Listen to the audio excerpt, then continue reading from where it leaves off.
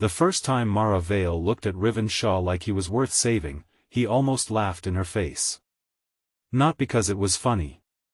Because after 46 years of disappointments, broken promises, unpaid debts, quiet dinners, and birthdays nobody remembered, laughter was the only shield he still knew how to lift.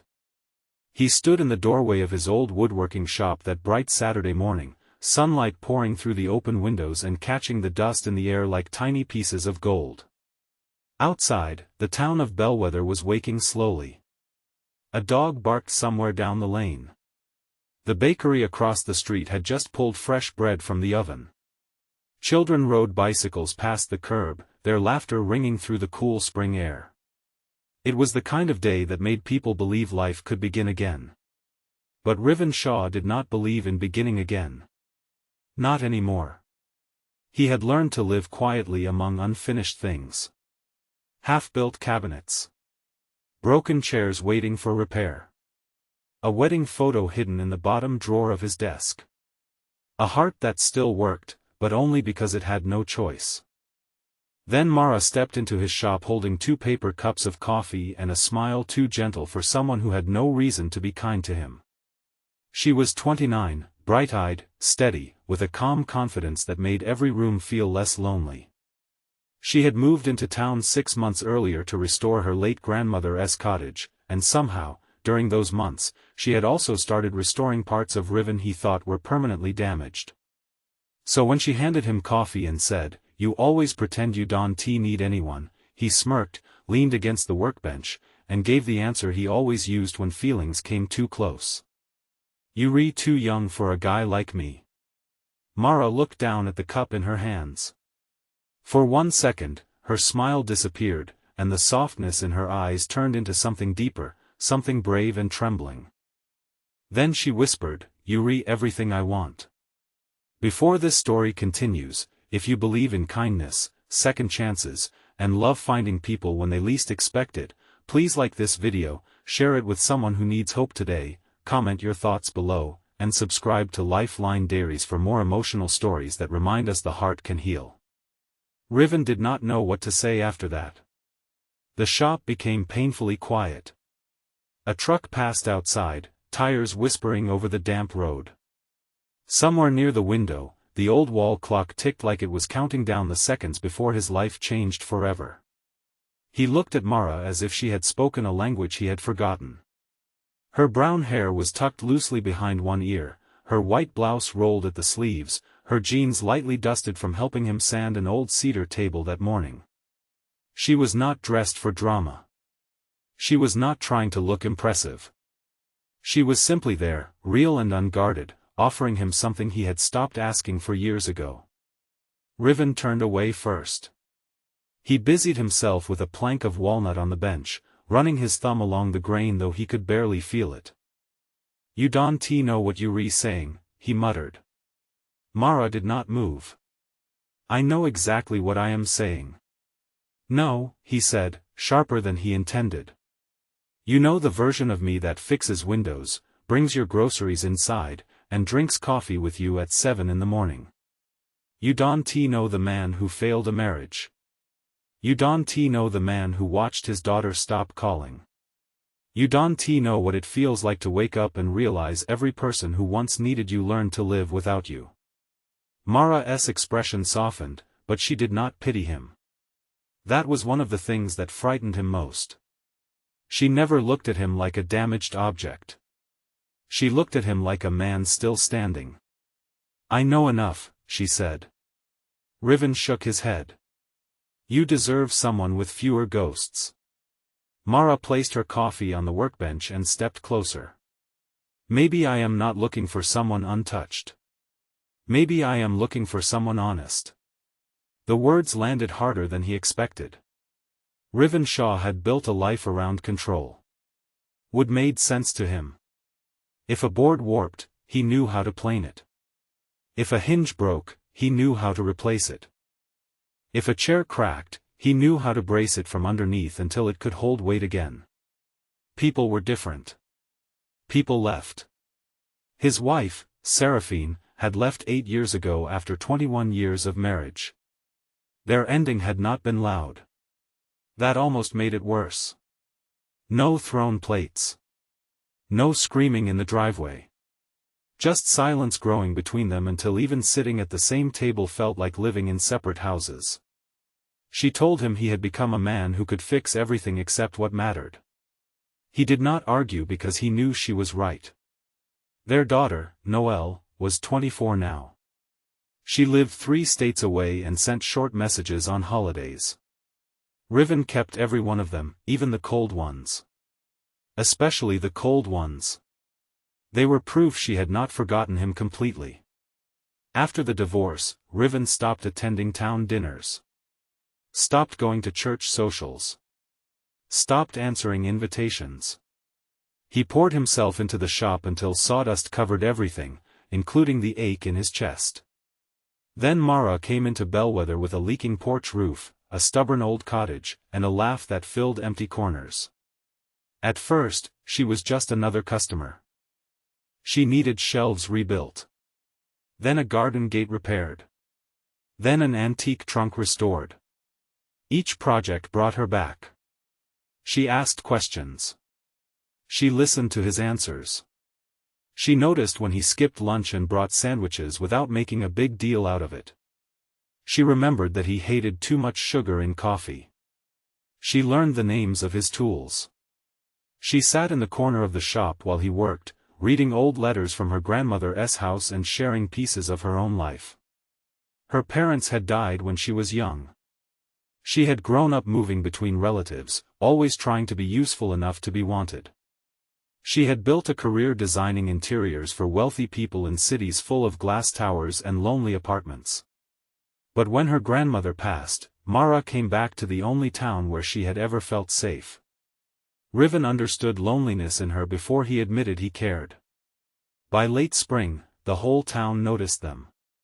Mrs. Calder from the bakery smiled too knowingly when Mara bought 2 cinnamon rolls.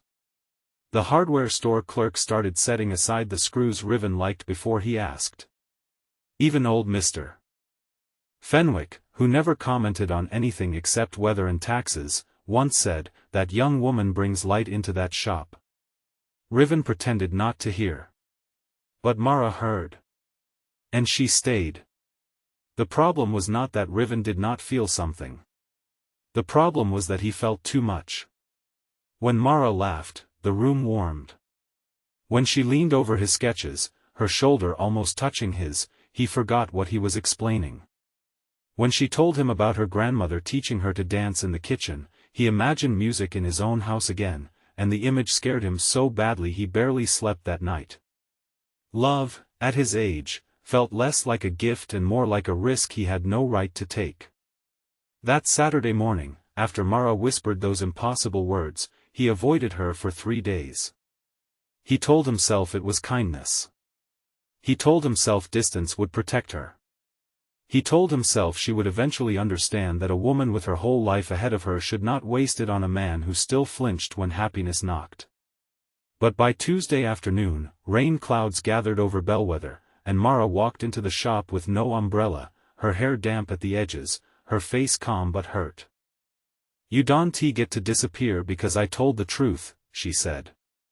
Riven looked up from the rocking chair he was repairing. "Mara, no," she interrupted softly. "Let me finish. I am not a child.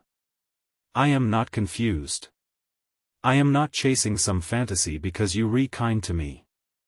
I know you re-older. I know you re-scared. I know you think your past makes you unworthy. But I also know how I feel when I am with you. I feel peaceful. I feel seen. I feel like I can stop performing and just breathe." His hands tightened around the chair arm. She stepped closer. "Can you honestly tell me you feel nothing?" Riven opened his mouth. The lie would have been easy. He had told harder lies to himself. But Mara's eyes were steady, and for once, he was tired of being a coward. "No," he said quietly. "I can tell you that." A small breath left her, almost like relief. "But feeling something doesn't mean it should happen," he added. Mara nodded, absorbing the wound without letting it break her. Then don't decide today. Just stop pushing me away like I am a mistake. For a while, that was what they did. They did not name it. They did not rush. They worked side by side through long daylight hours. Riven helped restore Mara's cottage, repairing the porch rail, rebuilding kitchen cabinets, sanding the old dining table her grandmother had loved. Mara helped him reorganize the shop, opened the windows, brought in plants, and convinced him to sell some of his handcrafted pieces online. Slowly, life began entering places Riven had kept shut. Then came the letter. It arrived on a Thursday morning in a cream envelope with Noel's handwriting on the front. Riven stared at it for almost 5 minutes before opening it. Mara was in the shop, arranging jars of screws by size, when she saw his face change. Inside was an invitation. Noel was getting married. The ceremony would be in 3 weeks.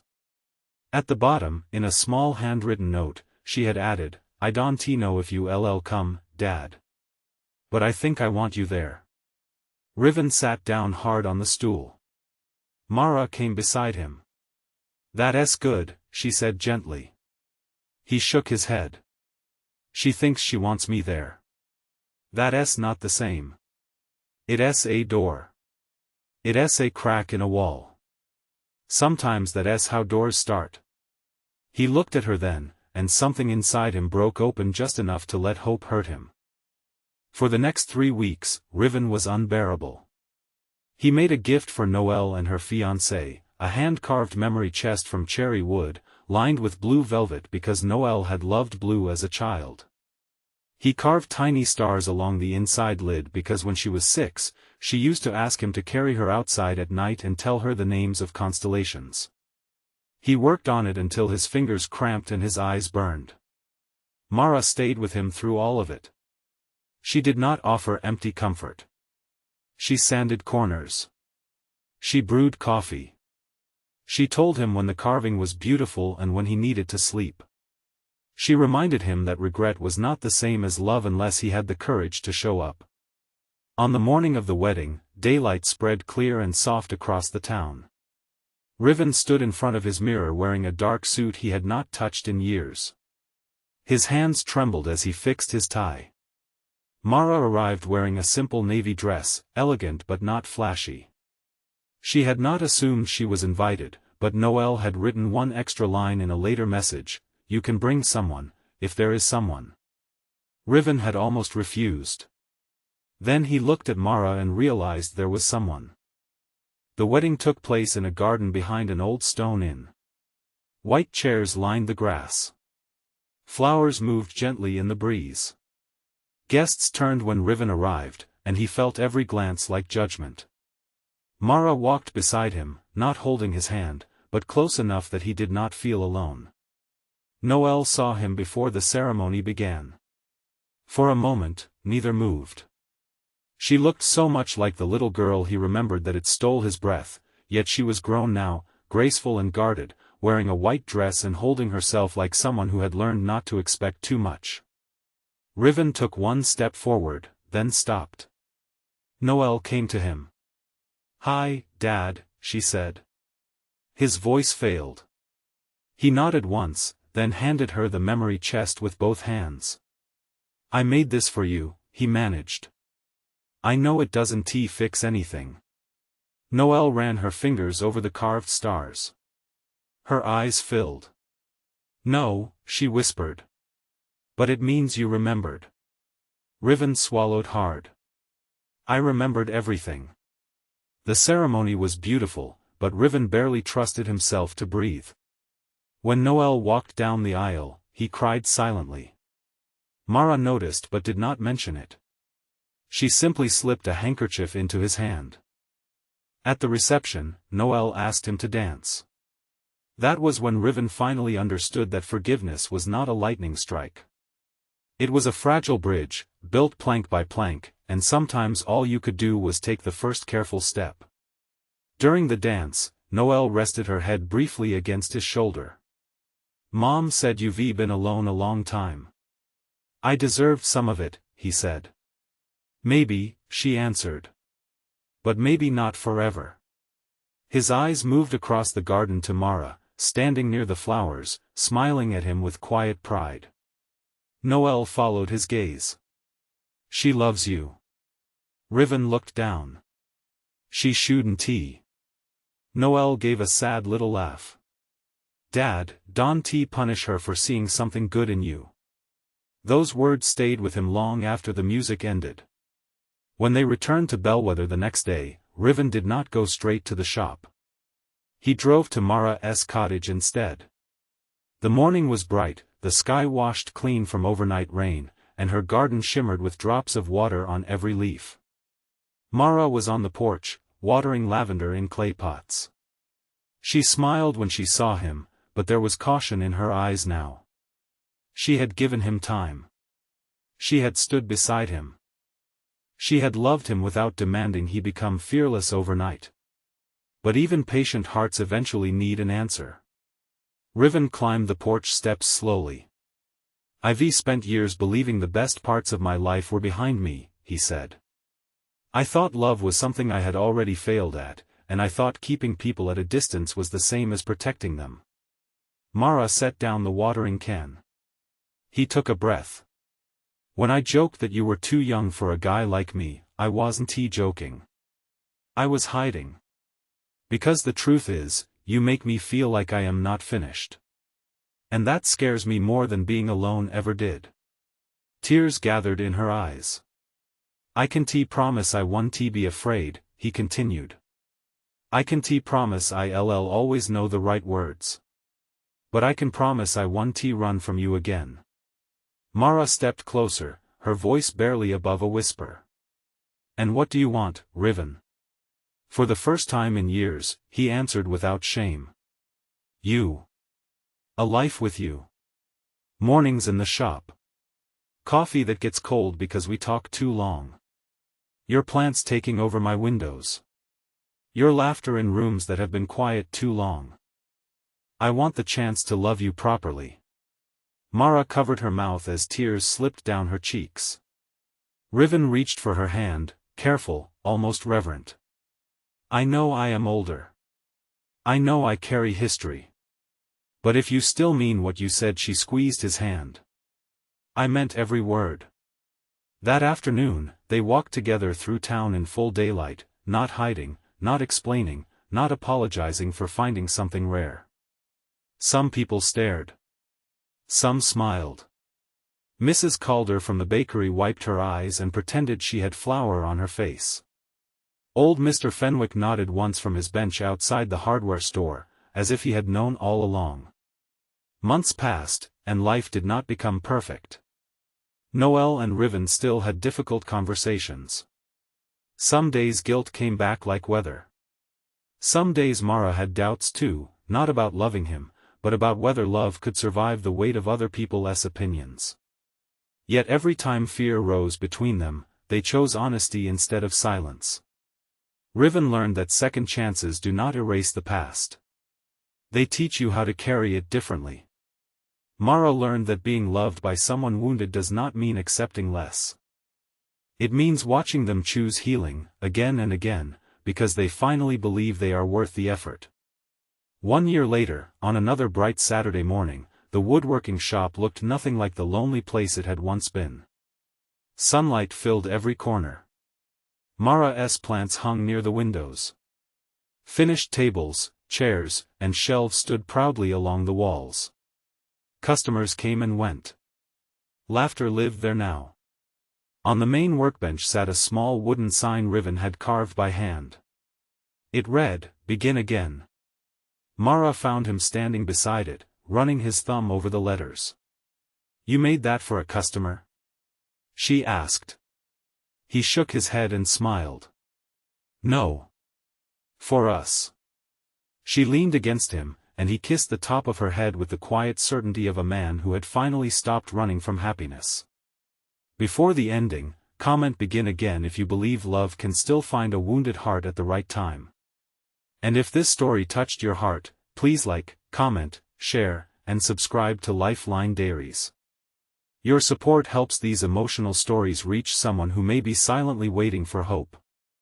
Riven once believed he was too old, too broken, too late. But love did not arrive to make him young again. It arrived to remind him he was still alive.